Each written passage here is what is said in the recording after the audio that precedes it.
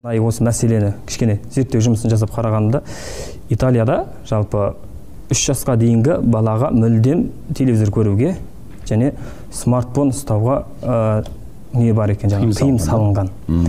Олардың зерттеуі бойынша 3 жасқа дейінгі бала смартфон қарап жатқан кезде, болмаса телевизор көріп жатқан кезде 125 мың картинканы 1 минутта сақтап алады екен өзіне.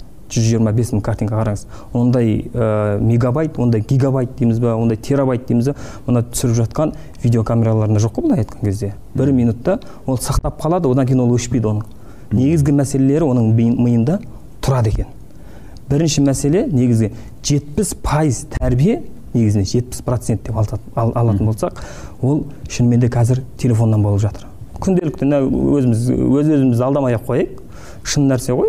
Бала қазір проблема, мәселе отбасындағы балаға тамағын дұрыс жегізе алмау. Сөйтеді баланың алдына не алады? Телефонды қойып қояды. Әкесі ол телефон құрып, анасы кәне аузында ашады, салып береді. Тамақ жегізіп жатыр. Асқазанына бір нәрсе кетіріп жатыр да ол. Бірақ рухына не кетіріп жатсың?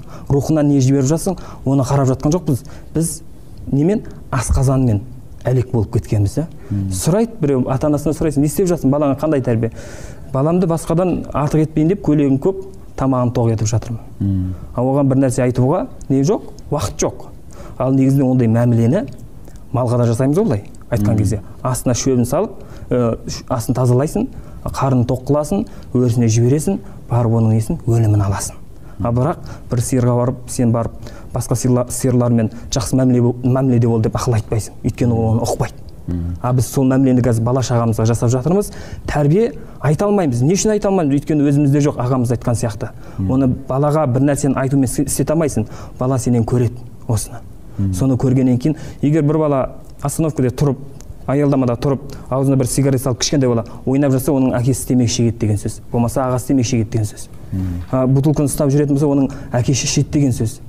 Біреуді боқтап жатса, шешелеп жататын болса, онда оның үйінде әкесі сондай нәрсені қолданады деген сөз. Оны өйткені басқа еш нәрседен алып шығады. Екінші мәселе шынымен де ортаға да ол міндетті түрде байланысты. Баламызды қандай ортаға салдық, қандай ортамен айналыстырып жатырмыз, оны түбіне келіп біз тірелеміз.